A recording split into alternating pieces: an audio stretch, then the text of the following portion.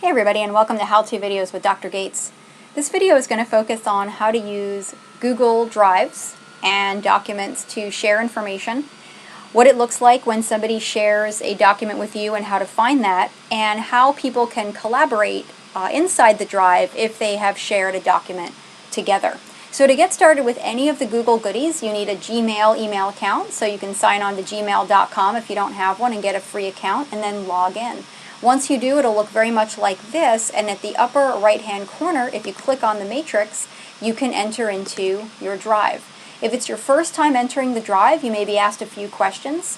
You can ask just to go directly to your drive, and/or you can install the drive to your own computer. Once you get inside the drive, you can create documents by clicking Create, or you can upload documents from your own computer. We'll go ahead and create a document in here, and we have several options. There's the Google Doc, which is very much like Word. There's the presentation, which is very much like PowerPoint, and the spreadsheet, which is very much like Excel. If you're interested in forms, I have a separate how-to video that focuses just on forms. So we will create a Google Doc, and when we do that, we'll give that document just a very basic, easy to remember title, like New Doc 123. And in the document, we'll just create a first line edit. First line. Okay.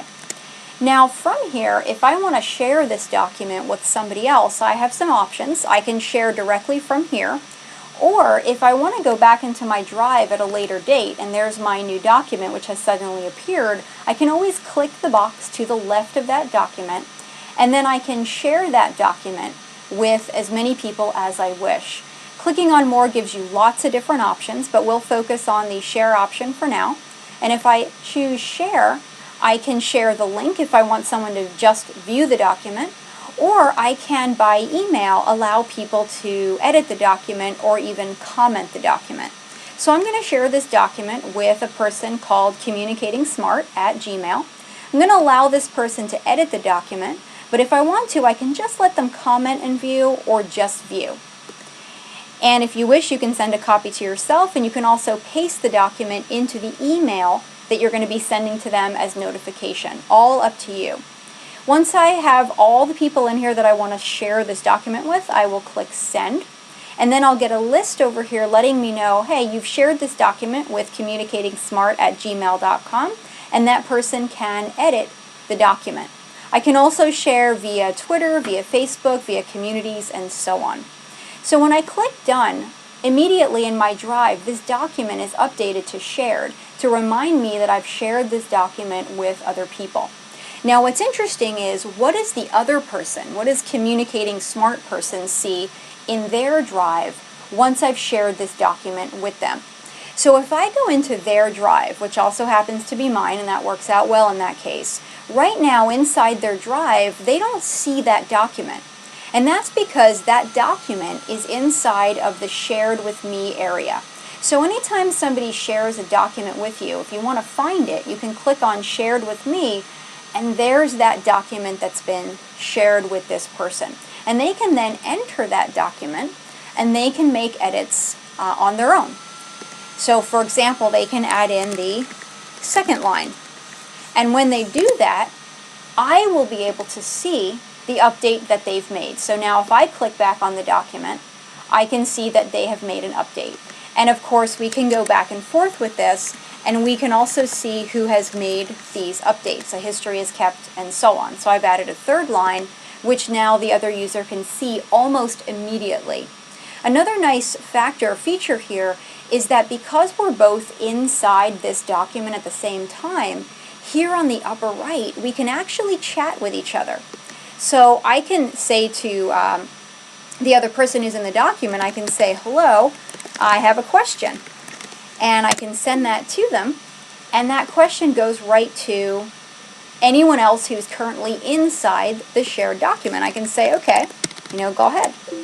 And then the other person will get that, and so on and so forth. So if both people or several people are inside the document simultaneously, they can actually chat or communicate with each other. Everything that they edit or alter in the document is immediately visible to the other people in the shared group.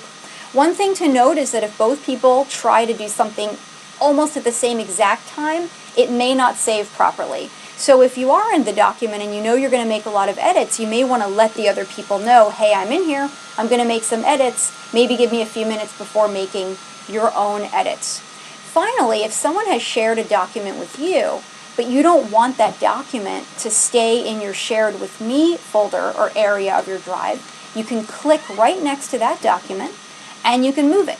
So if you click on More, you can rename it if you wish, and you can move it to another area. So let's see, I want to move this to my main drive, just so right when I log in I can see it.